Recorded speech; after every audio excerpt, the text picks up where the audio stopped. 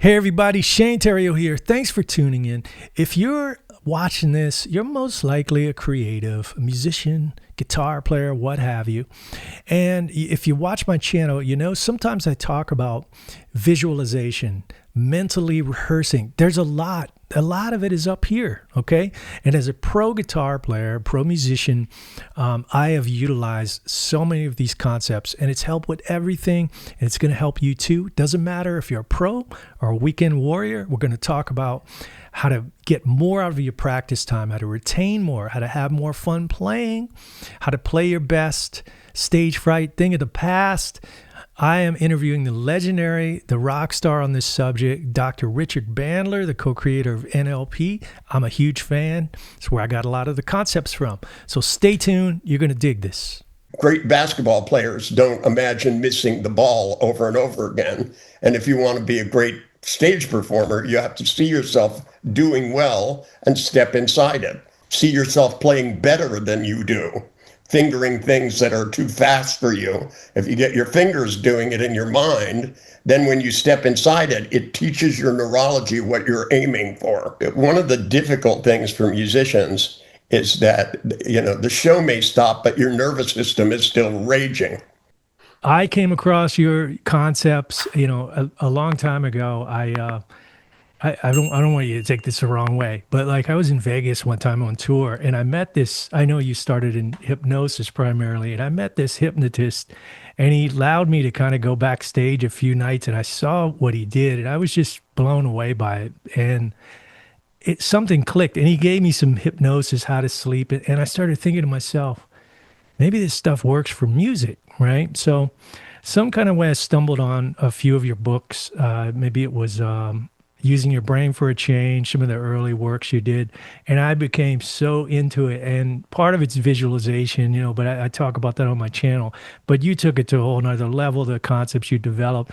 And I've used this in my musical career and, as far as stage fright, learning a lot of material in a short amount of time, dealing with everything. I often tell people there's music and there's the music business, and there's a lot of things in between that. As a creative, I've used NLP, some of your concepts, to sort of cushion the blow of the highs and lows of the music career, Better that than something that will kill you. Yeah, exactly. A lot of my career, I've had a lot of clients that had problems with such things. Yes, I can imagine. So I know you've dealt with a lot of really clinically, people that said they were untreatable. I've read a lot of your work, and, musicians could kind of qualify in that way too. I think so. In some ways, some of them felt so entitled, they were difficult to work with. Yeah. And these concepts, I think, would be really valuable. I haven't seen a lot of what I know you're world famous for your research and your creation of NLP technology, but I'd love to hear today about music-centric, specific applications of NLP for music. And so I'll let you take it, and maybe you could just explain briefly what NLP is for my viewers, musicians, primarily watch my channel. NLP grew out of one of those Earth Coincidence Control Center things. When I was in college, I moved in a house owned by a psychiatrist. And he was off in India finding himself, and I started reading all these books. And I had a very mathematical background. I not only played music, but I had a math background and symbolic logic and predicate calculus and all this rigmarole where you tried to take information and organize it. And I got together with John Grinder, and what we did is took what psychotherapists were doing, quote, intuitively, and organized it and built a calculus. And the calculus turned out to be a calculus of learning, so that we could take what somebody actually, the moments where psychotherapy worked, or the moments where somebody sold a couch, or anything where people were at peak performance, we could notate it and teach other people to do it. And in fact, teach the person who was doing it to do it more consistently. I had a musician once as a client who had an album that was very successful, and he'd been to Tibet, and he got highly motivated and sat down and wrote a whole bunch of songs. And after the album came out, he couldn't write songs. So he thought he had to go back. He kept going back to Tibet, but that didn't seem to do the trick. And so I actually hypnotized him and took him back in time, age regressed him to when he was writing those songs, and found out what he was thinking about and what he was feeling and the sequence of whether he chose the words or the music or the melody, and how he took his feelings and expressed them as a melody and then put a thought to the melody and all of those things in such a way that he ended up with a formula to be able to write more music.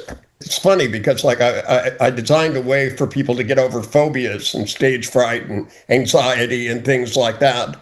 And then I was hired by a movie producer to be able to train the actors to be terrified when they were acting terrified.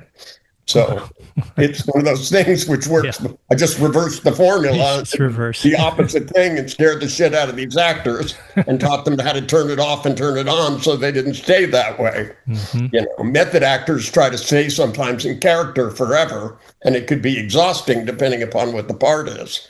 Mm-hmm. And everything needs an on-off switch, and creativity is one of those things.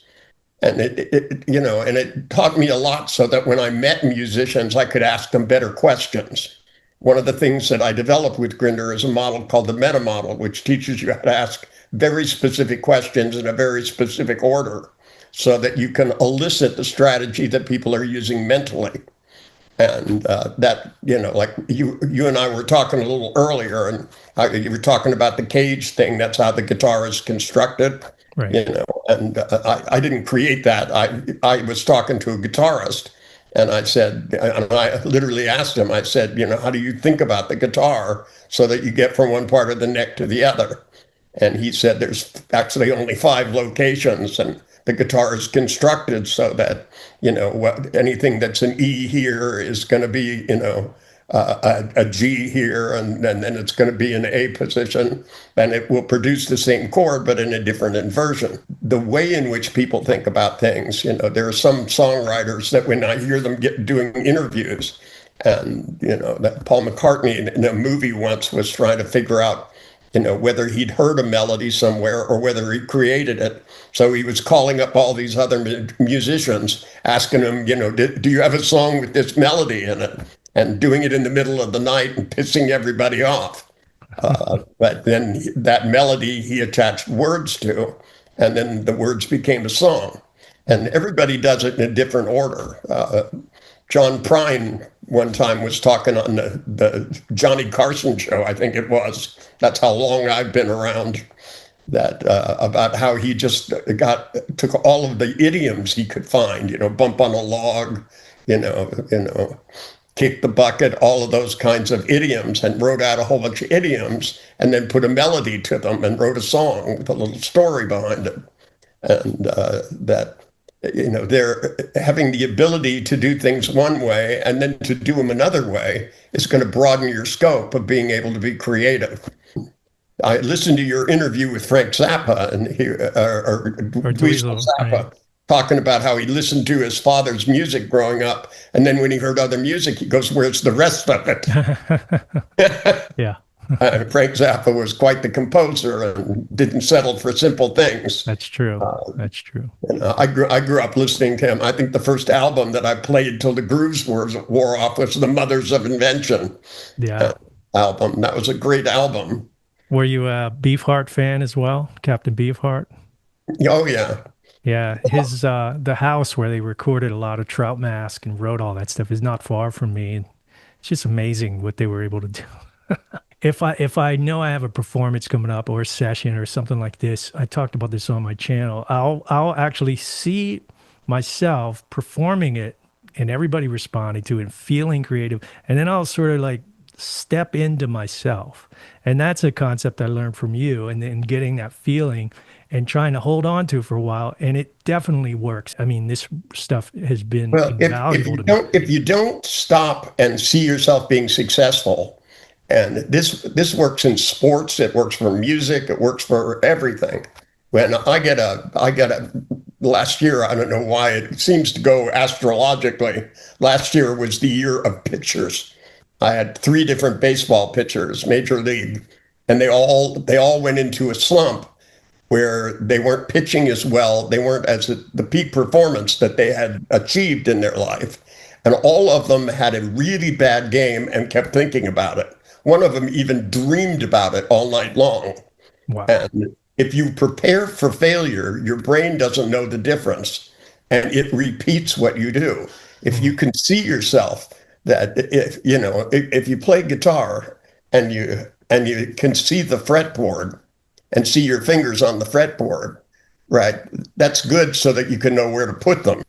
But if you can see yourself performing, all of you, and enjoying it, and then step inside yourself and do the things that your fretboard's telling you to do, the one in your imagination, the one in your memory, so that you know where to place your fingers.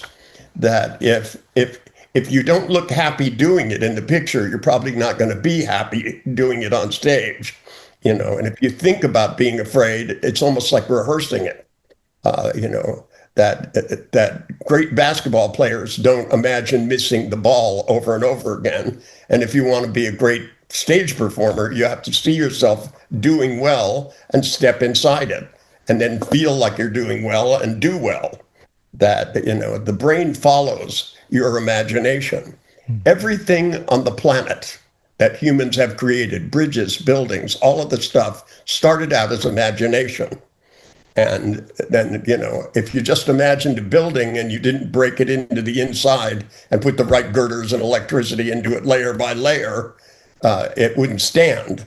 And there's even in architecture a thing called catastrophe theory, which it tells you when metal gets so fatigued that it'll never go back to the same shape.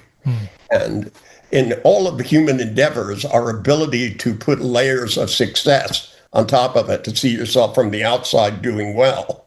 And if you make the pictures too small, they're hard to step inside of. You have to start out with a picture and get it big enough you can step inside it so that you get the feeling of it, the fingering of it, all of the movements of it, the enjoyment and the state of mind. Even with the guy I was telling you about who wrote music, he had to go back into the right state of consciousness, because all of this is measurable with brainwave machines. I've been using brainwave machines starting in the 80s with the mind mirror, EEGs, MRIs. Now they have lightweight portable machines that you can look at, do brain scans while people are doing things. And, whether you're being creative or whether you're performing, there's a states of consciousness that go with it. And your ability to make big images and step inside those images, even when it's things you haven't done before, see yourself playing better than you do, fingering things that are too fast for you. If you get your fingers doing it in your mind, then when you step inside it, it teaches your neurology what you're aiming for. And your neurology goes where the brain tells it to. Consciousness is like a flashlight in a dark room, and it tells you where to go. It tells you what's going to block you and where the door is, so you know how to walk across the dark room. Well, there's massive amounts of data in your unconscious. As a musician, you've played thousands of times, thousands of notes, billions of things in numerous numbers of songs.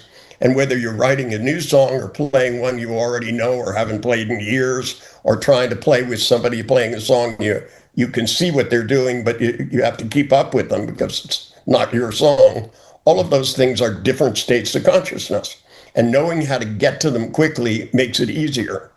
That most of the pent-up energy that people have that gets into stage fright is because they're not imagining themselves getting pumped up. They're imagining themselves being, going into a state of fear or being nervous. I had a musician once tell me that they had to throw up before they played. They said, that the bigger the audience, the more I have to throw up. And I'm going, it's a concept. And because all I had to do is ask him, I said, once you're done throwing up, there's a point on the stage where you feel normal and you feel excited about what you're doing. And I said, let's start there. How about visualize and run the movie up to there and then step in. Then you don't have to throw up. You can just go and perform. Your job is to get the audience to enjoy itself. So it's more important you pay attention to them than to your stomach. And if your stomach is spinning around and you're being nervous, you slow it down and you spin it in the opposite direction so that instead of fear, you get excitement. And it's a mechanical thing. Your nervous system either works for you or it works against you. It's pretty much that simple. Hmm. That's, I mean, so well said. And it's, yeah, all these light bulbs are going off. And when you say the concept of movies, it's first thing when I ran across your work, you were saying, run the movie in your head, run it backwards, make it bigger, make it. And I use that concept and I sort of tailored it for guitar, but I remember having to learn a lot of material for this artist once overnight to tape this television show, and there was a group of 16th notes. I couldn't get the syncopation right, and it sounds overly technical to musicians out there, but this is stuff that works that I got from Dr. Bandler, and I kind of made a picture of myself with a mallet striking subdivisions of the 16th note on 1, 2E, really simple, but I made it really big and kind of ridiculous, and I never messed it up again. It's just an idea I got from you. But when you say spinning, that's something that I've experimented with in spinning the pattern. Are you saying like it's an internal feeling and then you sort of mentally reverse when you have feelings, your nervous system is set up this way.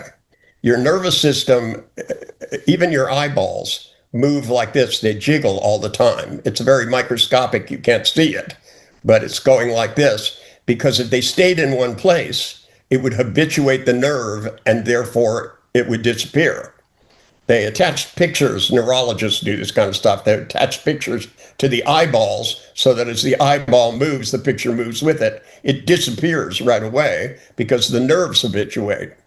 So when you're feeling afraid or you're feeling happy or you're feeling anything, that feeling is either going to tumble forward, it's going to tumble backwards, or it's going to go clockwise or counterclockwise because your anthemic nervous system is designed to do that so that you can keep a feeling going and knowing this. And literally, if you take your finger and you have a strong feeling, you just remember something from the past, you can tell whether it's tumbling forward or rotating backwards or going clockwise or counterclockwise. And if you make it go faster, it gets stronger, whether it's a good feeling or a bad feeling. And if you slow it down, it lessens it. And if you spin it in the opposite direction, it changes it and you do it slower and faster and faster. I've gotten people over phobias and anxiety attacks and all kinds of things by teaching them to do this, because if you do it a couple of times, your nervous system starts doing it by itself. And this is why I don't have people in therapy forever. That a human brain is really designed to learn quickly. We should know this from movies. If you took the squares and picked them up one at a time, you wouldn't know what the hell was going on. Right. But when you make them go by quickly, the brain gets it. And because the brain learns by patterning, not by just rote memorization. Rote memorization is just making things go by quickly over and over and over again. That's how we learn fingering. And then you wake up in the morning and your fingers know what they're doing because it encodes it in the brain and what you encode in the brain. So when you start to feel anxious, even if you're walking onto a stage and you feel anxious, what you do is you make it go faster. So if it's tumbling forward, you make it tumble forward faster and you make it a little worse. All this does is tell you you're in control of it. Then you start to slow it down. And you slow it down and slow it down and spin it in the opposite direction, and it will take you to a better state of consciousness. It affects your brainwave patterns. I know you've worked with, I'm sure, plenty of famous musicians and signed many a non-disclosure agreement in your time. I know I've signed a few myself. But being a musician, a lot of people don't know, especially being a pro musician, it's not unlike being an actor or an actress or a comedian. I mean, you deal with extreme highs and lows. There's the emotional roller coaster of getting a gig, not getting a gig, doing this, traveling. Is there anything in the NLP repertoire that could sort of cover, just sort of balancing especially out? in the hypnosis repertoire? Because one of the difficult things for musicians is that, the show may stop, but your nervous system is still raging. And everything needs an on-off button. And learning to change from one state of consciousness to another so that when you're done, you can relax. So that you start not the night before, but you start before you're going to start. So rather than slowly working up and not being able to sleep the night before a performance and things like that, especially when you look at some of these musicians walking into Wembley Stadium and performing and being on TV with 1 billion people, that the opportunity to get stressed out is there. And if you think about it ahead of time, instead of rehearsing ahead of time, there's a real difference between rehearsing and just thinking about it. If you think about things, you randomly come up with all the possibilities of what could go wrong. That's not good planning, right? And if you've made mistakes in the past and suffered in the past, especially from anxiety or stage fright or any of those things, you have a tendency to think about, well, I screwed up in the past, rather than make a plan for the future. You plan going in calm, you plan going into the right state, you plan performing well, and you literally give yourself, good post-hypnotic suggestions, because you don't have to be in a deep trance to do that. We do it all the time. We go to the store and we say, I'm going to get bread, this, and this. People make lists and they forget them and they buy all the stuff on the list because they know their supermarket, they know where stuff is. They have a direction they walk. When you park your car at the airport, you look at where it is and you imagine walking back to it, so you don't have to go up and down every aisle to find your own car. Right. That we're constantly giving ourselves suggestions. We set clocks at night before we go to sleep. Most people wake up before they go off, because you can even wake yourself up out of a sound sleep if you visualize that clock. You set clock in your mind, the clock on the outside, your iPhone or whatever it is, to a certain time. Your brain knows when that time is coming up and wakes you up, typically before it goes off. And that's basically the same structure as a post-hypnotic suggestion. So, while meditation is good, hypnosis is faster. And that's the nice thing about getting somebody to teach you to go into a nice relaxed state, and how to get back to it. Because once you go into a trance, somebody can give you a post-hypnotic suggestion that you squeeze your wrist and go right back, so that you can just go back, give yourself good suggestions, because everything needs an on-off button. And a lot of human emotions don't have one of those. Now, would that be sort of comparable to anchoring in NLP? It is what anchoring is. Anchoring was actually derived from Moshe Feldenkrais's work. And when I first read Moshe Feldenkrais's book, Body and Mature Behavior, there was a thing in there he was talking about Pavlov, and that there are a lot of things. A lot of people know it's dogs salivate, but actually the weird thing about it was it was a 440 tone, steak, salivation, and they'd go 440 tone and the dog would salivate. And if it was a 430 tone, it would salivate less. Wow. So it had to do with the precision. And we tried it with touch. We induced very strong states of emotion in people, touched them really precisely. Back in those days, I had a blackboard in my office, so I could just touch with my fingers and see exactly where I touched. And it's not just where you touch, but what the pressure is. So you have to be very precise when you make anchors to re-induce state.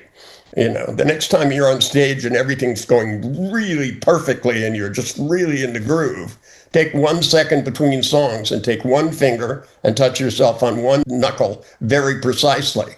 And then, if you're starting to get nervous before that, just stop next time you're going on stage and touch that knuckle exactly with the same pressure, and it will kind of take you back to that same state.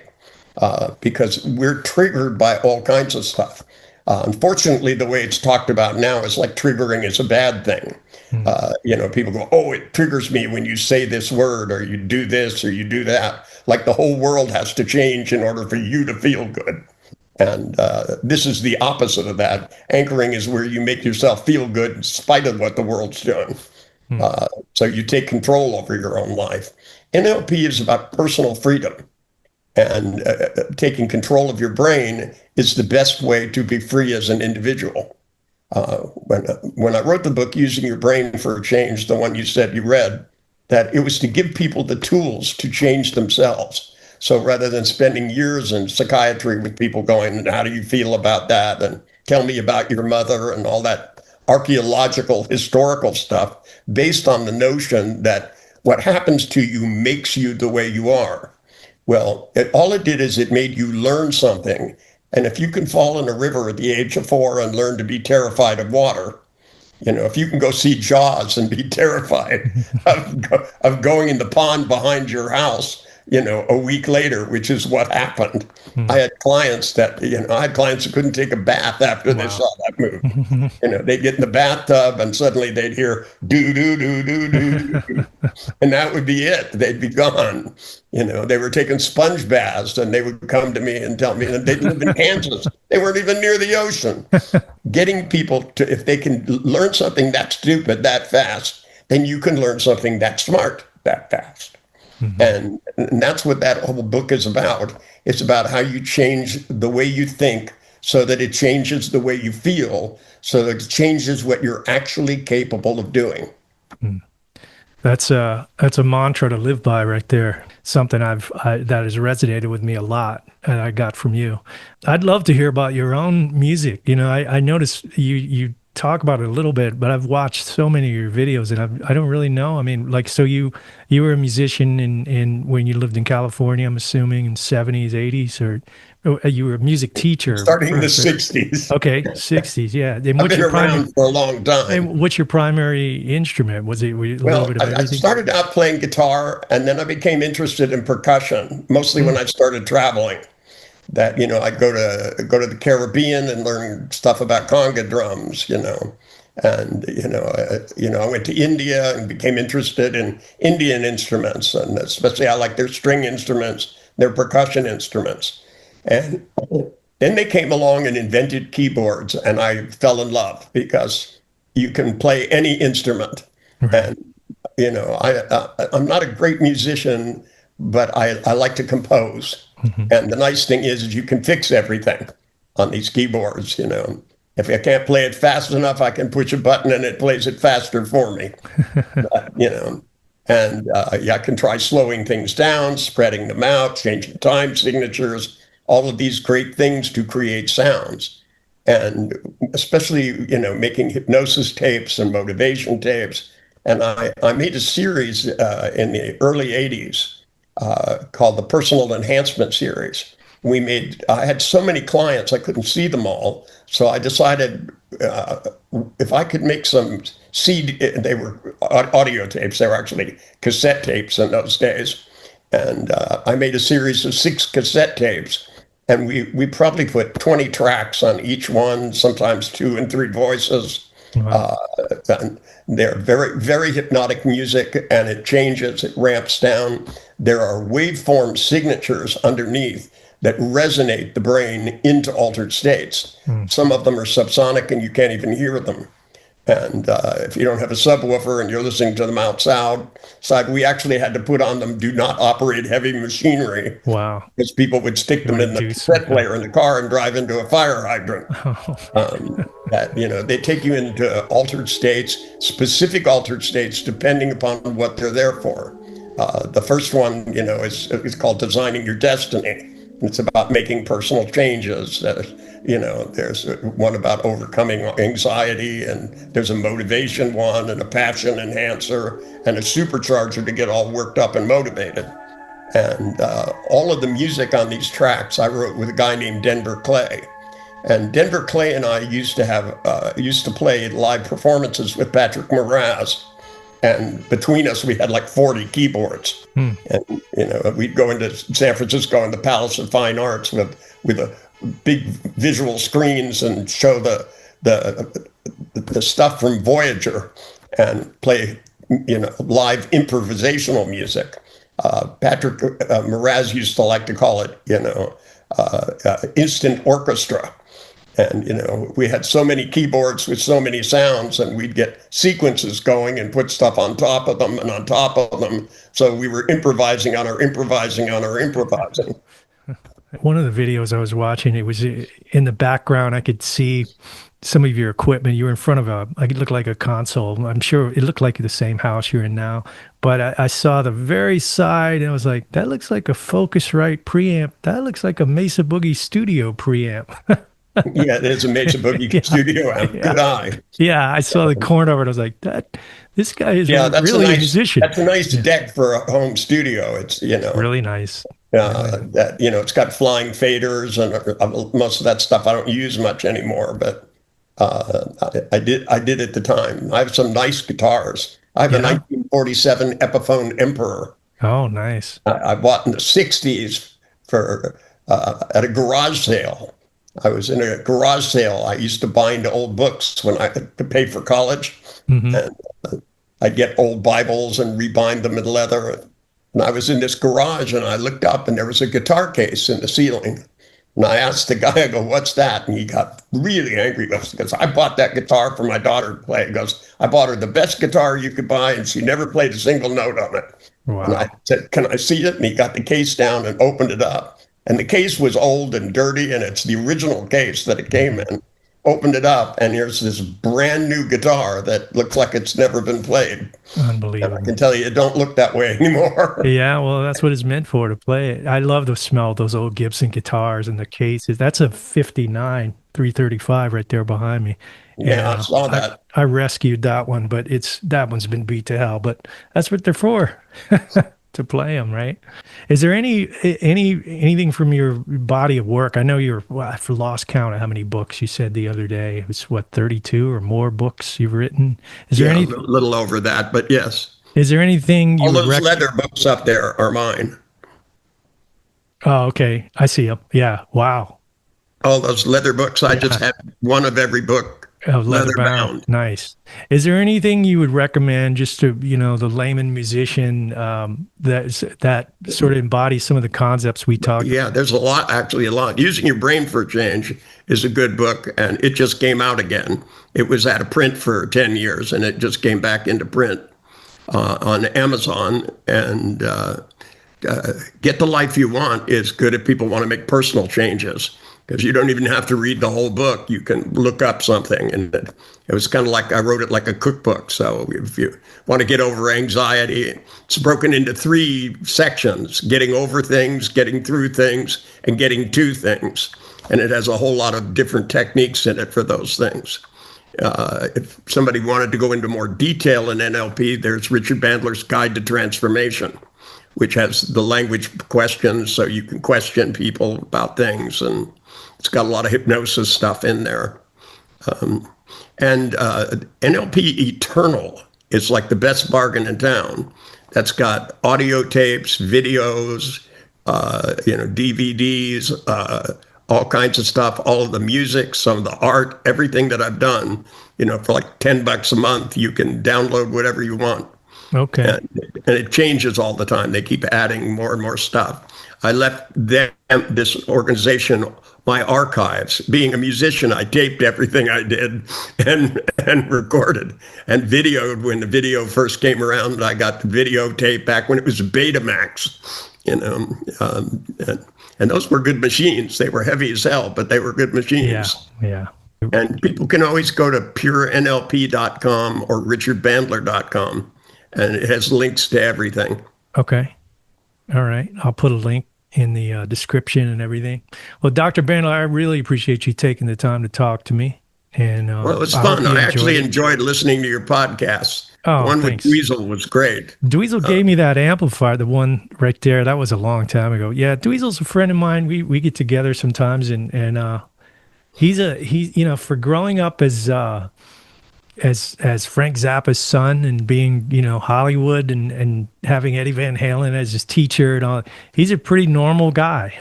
He's a great guy. It's shocking, isn't it? Yeah. Well, growing up with Frank Zappa, Yeah. that doesn't really surprise me. Exactly. Yeah. All right. Well, thank you, Dr. Bandler. Have a great rest of your day. You too. It was right. fun. Thank you. All right. Bye-bye.